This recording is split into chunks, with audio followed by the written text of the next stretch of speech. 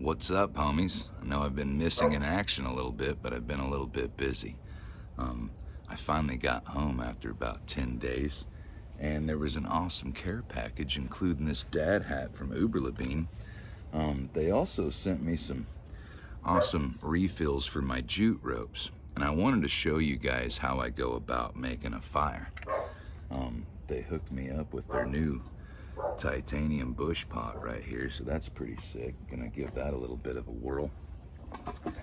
So this is kind of hard to teach in a matter of 45 seconds on TikTok, and a lot of you guys have asked me if I would go into a little bit more in depth. So for Uberlabine, for example, say you get these in the mail. You have your ferro rod, which is got your little steel striker, and then your ferrocerium rod, and then you'll order one of these little guys. This is an awesome little jute rope.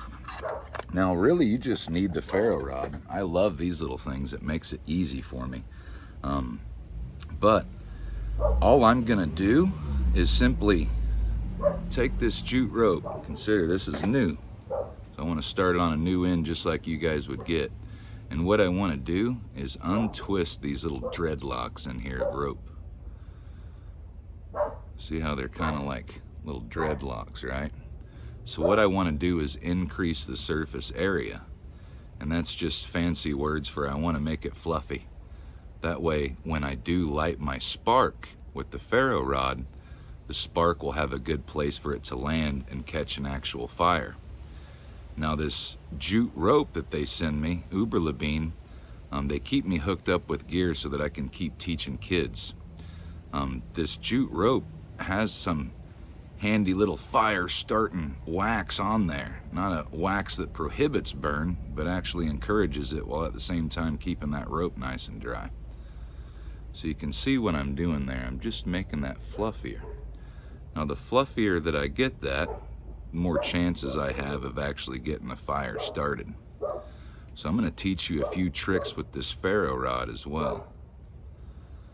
A lot of times what I use in substitute of this is the monkey hair, as I call it, from a cabbage palm.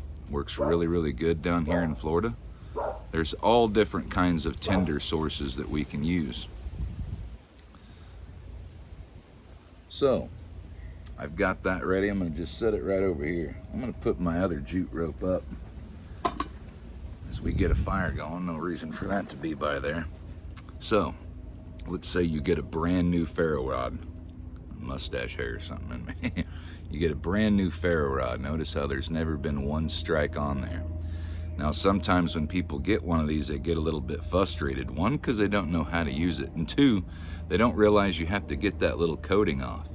So number one, I don't want to have this directly at a 90-degree up and down on this thing. Get my finger out of the way. Let me try it this way. There we go. I don't want it straight up and down. What I want is to put that over on its side like this and rub it. The reason why is because it's a flat surface, and I'm wanting to catch that flat surface at the angle. That's why I'm holding it towards and away. So I'm gonna make a few strokes on this, and nothing's gonna happen because I'm getting that coating off. Now you're starting to see a little bit of a spark. So it's completely normal. See, notice how I'm getting more now. It's completely normal when you get a brand new one for it to not to be working very well for your first, dozen strokes or so on there. So don't get frustrated, just keep trying.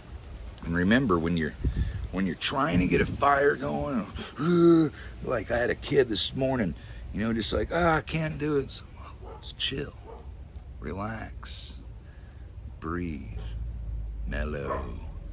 Get nice and calm. Get your arms nice and rubbery, where you can sit there not like a machine, but a biological thing with flow. We're mostly made up of water. Remember that. Flow like water. So I'm pushing, flowing like water. Nice and calm. A lot of times when we get anxious about it, it's even harder to get going. So I'm going to move some of my other tools away. Uberlabine sent me a couple more of these guys. I think they've given me like a good 15 of those things now, to where I can have 15 workstations set up for my bushcraft classes. So that's really, really awesome. Now I've been whittling away on a spoon. So as I was whittling away, I was making a spatula for my camping. That's what I got so far. That way when I'm doing open fire, it's got a longer reach for me. So I was doing my spoon, and as a result, I obviously had a lot of these little shavings off of it, right? So I kept those. I'm gonna put some of these in here and get ourselves a little bit of a fire going. This is green wood, so I'm kind of making sure it's dry enough to even use in here. Now what I like to do as well, I want to have some bigger sticks ready. You know, something like this, and little chunks of wood. I'm having all this stuff ready to go. But one thing that I always like to add as well is some fat wood. So let me get my knife out of here too. Now this is fat wood, guys. A lot of people get confused about this. They think it's a particular species of tree. It's not. What fat wood is it's simply a word, okay? And what the word means is any evergreen tree that is dead and full of its own sap. You know, so when you smell it, I have to make a little cut off there. Now it smells like pine sol. See, smell that? Told you so. So it can be cedar, spruce, pine, you know, any kind of evergreen. And usually what I look for, as far as when I'm looking for fat wood, is a standing dead evergreen tree.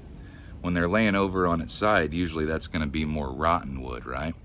So what I like to do is get myself a few nice little shavings of that fat wood. So I'm just going to sit there and put some of these in the bottom. That way when it catches fire, these are going to light up and stay lit like a candle. Meaning it's full of that wax, that terpenes, and it burns longer. So it's going to be able to get my other stuff to catch a lot easier. Now I'm in my backyard too, so I'm using my little Uber Levine bushcraft stove that they hooked me up with. Of course you can do all this on the ground too.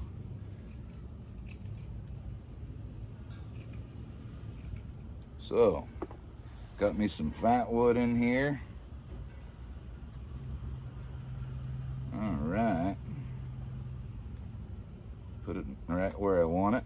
I got my other sticks kind of ready to go. I got a handful of this good stuff ready to rock. Got some little twigs ready to rock. So we are ready to get an actual fire started here. So I got plenty of fluff, right? Plenty of surface area. So I'm gonna just lay this down and I'm gonna throw a spark at it with my ferro rod. So again, guys, you can hold this rod still and push the spark towards the object, or you can hold this part still and pull that ferro rod. Whichever is easier for you to control that spark. So I'm gonna go ahead and leave it right here and try my pull method. Oop.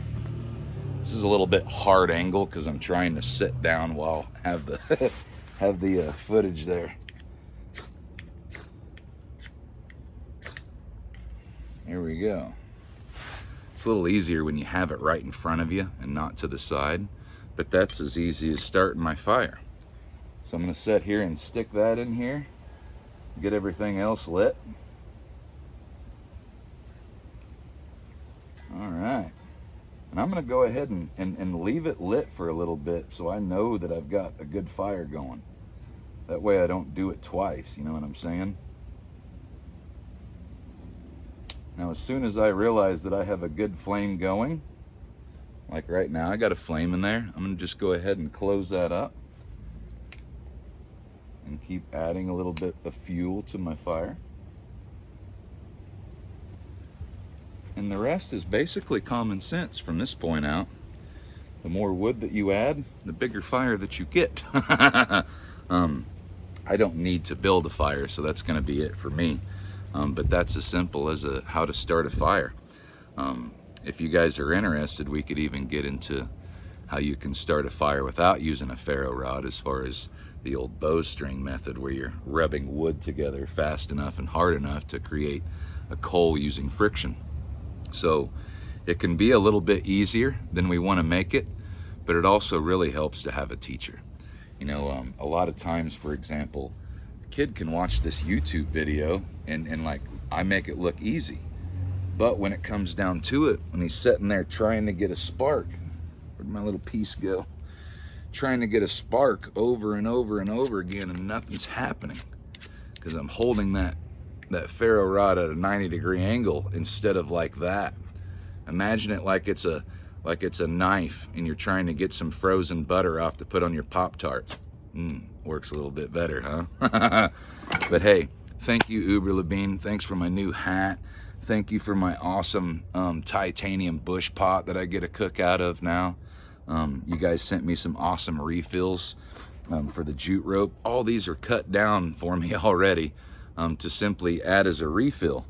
So these I use all the time for children. I had about 10 of the kids today, you know, so they like to try it, and when they learn, they want to do it over and over and over again. And who am I to say, like, oh, we don't have time for that, children? Of course we have time. Our children are telling us what they need. All we have to do is take the time to listen to them. So I hope you guys enjoyed the video. Feel free to leave some comments below and tell me what you'd like to learn. Peace, guys.